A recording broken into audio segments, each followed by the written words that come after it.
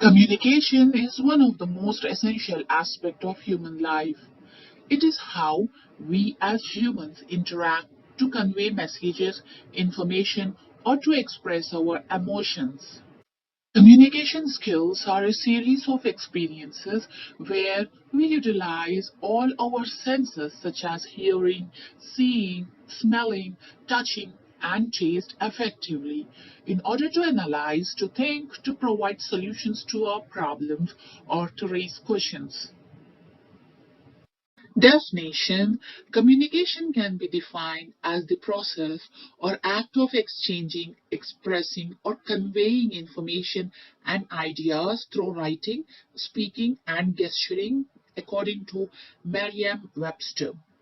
Communication skills enable individuals to understand others and to be understood themselves. A variety of aspects are important in the context of these skills, such as listening, speaking, observing, and empathy. In general, communication is act of exchanging information between the individuals. So, regarding the communication process, here we have the sender and the receiver. The sender sends a message through channels of communication by encoding it, such as a written message or a voice note. The receiver decodes it, and when he is decoding, he faces some of the barriers in order to understand the message of the sender. Once he understands the message, he provides feedback to the sender. When the receiver provides feedback, here he becomes a sender who encodes the message, and the person who received will become a receiver who was the previous sender and will decode the message. Like example, I as a sender send a message to you on your WhatsApp, and you will become the receiver of that message. I encode the message based on the channels of communication like a voice note or a written message, then you will understand that message and provide me the feedback. Then you will become the sender who encodes the message, and whereas I will become a receiver who will decode that message. This is the communication process. Types of communication: we have one-way communication and the two-way communication, as well as based on the flow of communication, we have vertical communication and horizontal or the lateral communication. One-way communication: it is when a sender transmits a message to a receiver in a way that does not allow the receiver to respond. Example: presentation, conferences, television show, and educational videos on the YouTube. In these examples, people who receive information cannot able to provide response to the sender. Two-way communication: it is a process by which the two people or groups are able to communicate with each other in a reciprocal way. It can also refer to a type of public relations process in which a company and another group exchange ideas. Example: debates, meetings, etc. The type of communication based on the flow of communication. Vertical communication. Here we have first the upward communication. In the upward communication, the communication will be dealt with the staff to the head nurse or the charge nurses. Then they have the communication with the supervisors. Then the supervisors have the communication along with the managers. The second type of the vertical communication is the downward communication. So here the managers communicate with the supervisors, supervisors communicate the head nurses or the charge nurses, and they communicate with the staff members. So this is how the vertical communication take place in a downward or the upward manner. Horizontal communication. This is the communication between the employees of the same department or between the different departments through the memos or the other channels of communication such as transferring forms or the SBAR form. Name the different types of communication that we have.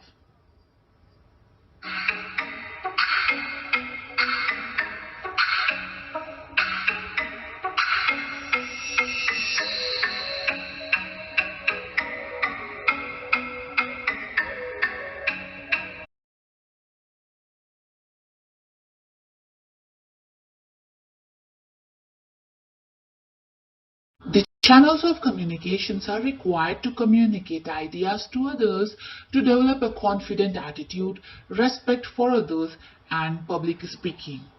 Developing these channels help many people make progress in the workplaces. So what are the channels of communication? They are verbal, non-verbal, written, and the visual type of communication. First, the verbal communication. When it comes to the verbal communication, we just imagine like a message getting delivered either in the conferences or the lecture halls by the presenter or during the meetings as well as television series or the radio or the YouTube channel. Verbal communication, the next type is the telephone call. Is not at all used for our personal calls. How we need to answer the telephones? First of all, start with a greeting. Like example, hello, good morning, nursing administration, how may I help you? Avoid distractions around you. Keep a friendly talk in a professional manner. Remain cool, friendly, and cooperative to the caller. Become a better listener. Stop talking and focus your attention on the caller. In case if there is a transferring call, if the call is for someone else and you find that the person being called is not available now, ask the caller if he or she would like to take a message to the correct person. International calls is only made for the hospital purpose. It is not at all allowed for the personal usage. Principles of active listening which will be used at the time of the verbal communications. Be attentive to the communication. Do not interrupt in between when you are communicating with someone. Try to understand the person who is delivering a message to you.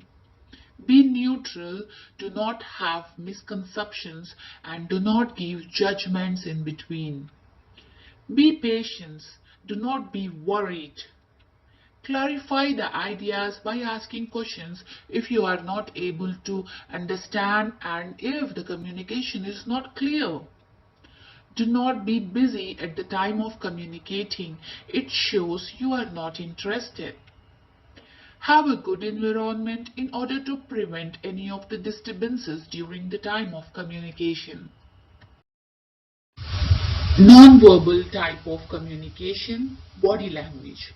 Body language is used in nearly every aspect of daily life, and observing someone can sometimes tell you a lot about how a person is feeling and what is on their mind, which includes actions and mannerisms such as the way the person is talking, the postures of the body, head movements, hand movements, eye movements, facial expressions, appearances, and the sounds. All of these are the universal to all humans, and people can perform them consciously or subconsciously to convey their thoughts and feelings towards countless things. In fact, body language is believed to constitute about half of what we are trying to communicate. Logged and unlogged bulletin communication system is another type of non-verbal communication.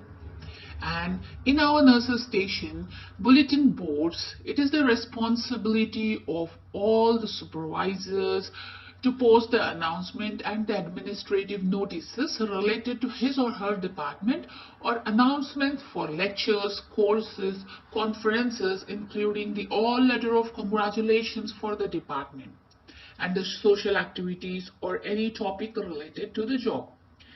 Each department supervisor should post the announcement on the time of receiving as soon as possible and should keep a copy of his announcement files. Okay, in the file also he need to keep it. All announcements will be posted for at least 2 weeks except the ones related to the courses or conferences. These are posted till the end of the registration period.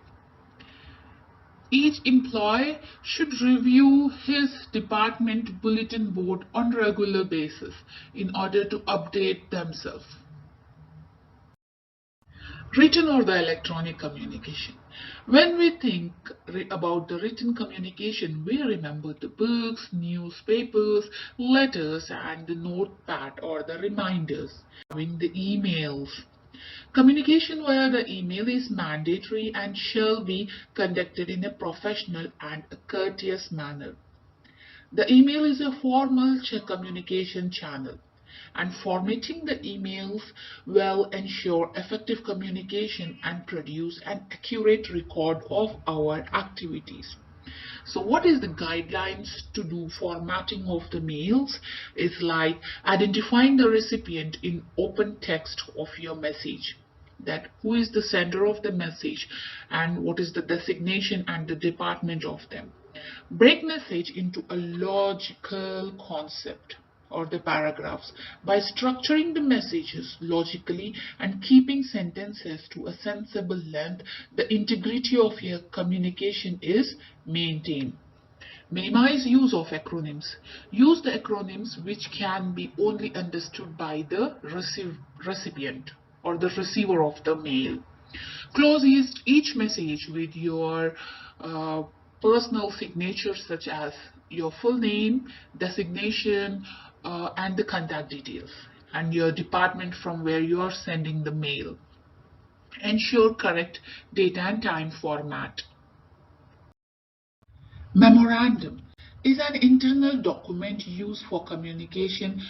This is generally short and focused only on one particular topic. Like example, this is one of the memorandum we have recently received. First of all, the headings to be completely filled on by the sender. Then we need to focus on date when it was implemented actually, the subject, what is the purpose of sending this memo or the memorandum, and to whom it is sent, who is the receiver of this memo, and by whom it is sent on. Like example, their name and signature to be mentioned. This memo is sent for all over the staff, nursing staff. But if the memo is sent for only one particular person, then their name and the job title will be mentioned on it. Visual communication. Graphs, tables, drawing, models, photographs, maps, or the videos. The best example is the dashboard. This is the example taken from the nurse administration, the activities by the department. So the diagrams give a clear picture regarding the workflow or the activities done by the department. Another example of visual communication is the leaflets and the brochure. Information richness and communication channel. The effectiveness of communication and the result of that discussion or communication will vary based on the physical presence and interaction, such as here the video conference or live speeches, telephone conversations, or face-to-face interactions, where is like a receiver and the sender of message have instant chance to give and take the information and the feedback. So this is considered as the high channel richness. whereas pre-recorded speeches, formal reports, memos, letter, electronic mail, in this the receiver cannot able to give instant feedback of that message. So this is considered as the low channel richness. What is the desired outcome of the communication? Is the person who is giving the message, the sender, is relaying information to the receiver, whereas the receiver listens to the information and they both will have a mutual understanding of that communication topic. When we have the glance on the effective communication skills in general, first we have the sincere. Both the parties who are communicating need to be very sincere to each other. It is about the abilities to make an honest connection with the other people. Because if you are sincere, you can be both like firm and effective and be open to the other's ideas. Asking questions. Have open-ended questions, starting questions with who, what, where, when, how, and why. It makes the responder to give the answer beyond the yes or no. Example, who recommended us to you? What is your main problem, etc. And also have follow-up questions. Example, what makes you say that? It makes the discussion more clear with no conflicts. Encouragement. Repeating or echoing the last few words enables them to hear what they just said. We show others we are paying attention by encouragements or echoing through the verbal encouragement. These phrases are usually short and neutral, like I see, oh, okay, go on, etc. Next is the understanding. It exists when other parties involve both a mutual agreement as to not only the information but also the meaning of the information. Eye contact. Eye contact during a conversation is vital. It shows attentiveness and interest in what is being said. Eye contact is similar to a conversation. It goes back and forth between those individuals who are engaged in a discussion or a dialogue. Smiling. It's a non-verbal type of communication and often it speaks louder than the words. You can say that, right? A genuine smile can communicate pleasant emotions such as happiness, acceptance, and appreciation. Top 10 communication skills what the employers want by the Alex Leon. By being a communication coach, he have answered what are the communication skills in the top 10 ways. 10th, public speaking and presentation skills. This is probably most recognizable communication skills of all the time. It could be big presentation or speech where standing up to share a message or to a small group of people at the meeting. If you are a strong stand-up speaker, you will instantly separate yourself from the crowd. People love to see who is good in public speaking and say to themselves that that is the leader, like an appreciation. Ninth communication skill is the persuasive skill. It is crucial because we constantly making requests for approval and support. Most of effective persuasive communication is usually explaining to individual that there is some need and problem, asking them to support your proposed solution. Okay, here this could happen one-on-one as well as in the group meetings, even in the mails or written proposals. Example, the research proposal. Eighth type is the interpersonal skills. This type of one-on-one communication we do with our friends or significant others at the workplaces. We interact with one-on-one with colleagues, supervisors, and their subordinates. There are constant domains on task-related communication, like dealing with facts, figures, and the spreadsheets, or while working under pressure. These contexts make supportive ways of mutual understanding and satisfying connections. Seventh communication skill is the listening skill. Good listening is a superpower. This involves moving distractions and preparing yourself to absorb the other communicator's message.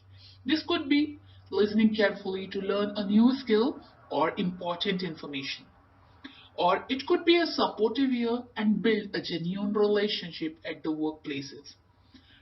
It's said that good leaders are good listeners. The sixth skill is the communicating with empathy.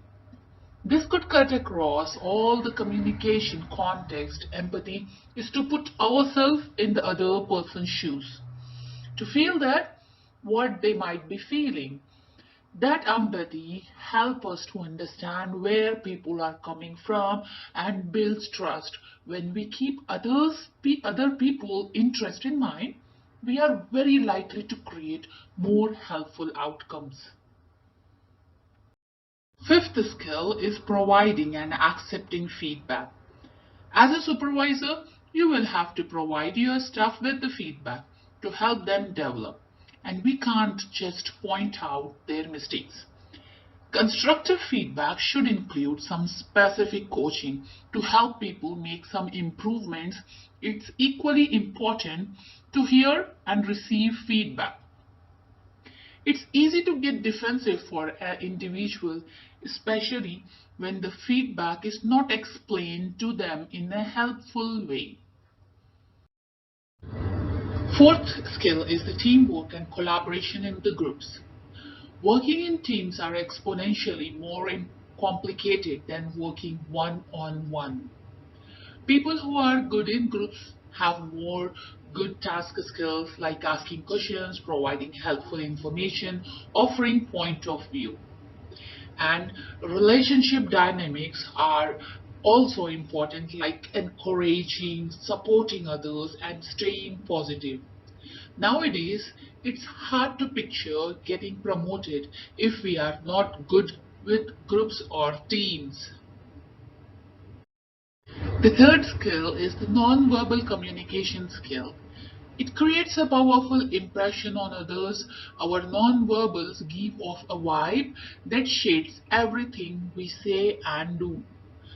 Our non-verbal communication and the body language can be so automatic and not known, but we can make improvements with some self-awareness and the practices.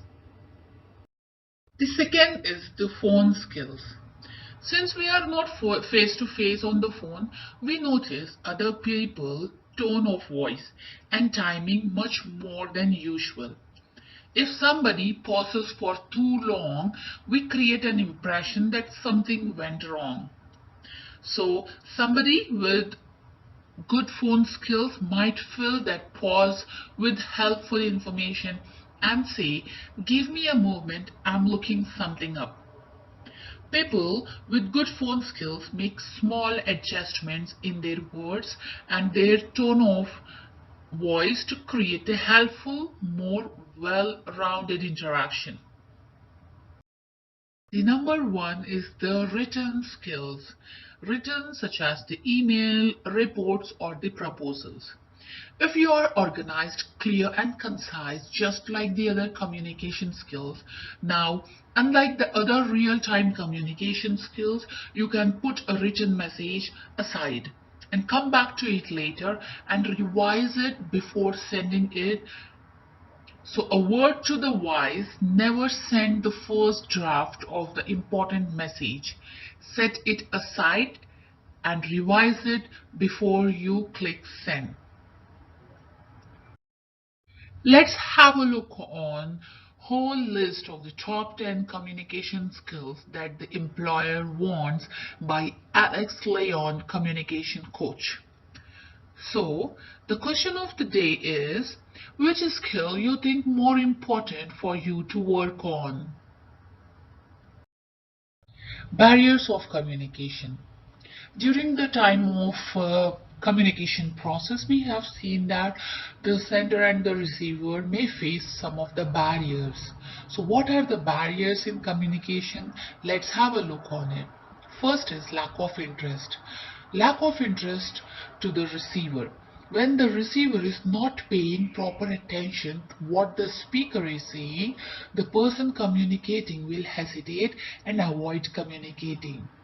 When the person listening is not attentive and is distracted, the speaker may feel embarrassed. The second is poor listening. Due to many distractions, small changes like just turning on your phone to silent or closing down your laptop when you are having your conversation can help limit these common distractions. Take note of the distractions of your entire week and then actively work to reduce those distractions in your interactions. And also, we do have the pseudo listening. Pseudo listening is the type of non listening in which you appear attentive in conversation while actually you are ignoring or only partially listening to the other person. Next is the language. Language is the medium through which the process of communication takes place. Language barriers are those features of language use that result in miscomprehension or complete loss of communication if the receiver or the sender not able to understand the proper language. Next is the assumptions or misconceptions. This is one of the major aspect of communication barrier is the assumption that you understand what the other person is saying. People often leap to conclusions based on their own experiences and interactions. Sometimes you don't even realize you are not talking about the same thing. Next is the too many questions. Asking the questions in the communication skills, I do said you need to ask questions, but too many questions? No, not. Well, intention questioning in conversation can backfire. When you use too many questions to the other person, may feel that you are attacking to them. Next is the distance, distraction or discomfort. A long distance during the conversation will not be able to properly deliver the message. If any of the distractions to be avoided in between the sender and the receiver. The sender and the receiver need to see the comfort zone of each other during the time of conversation. The next is emotions.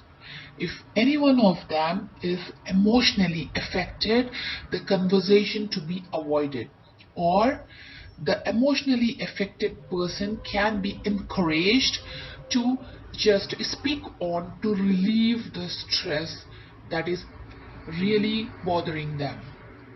Next is the noises. Noises to be avoided at the time of conversation.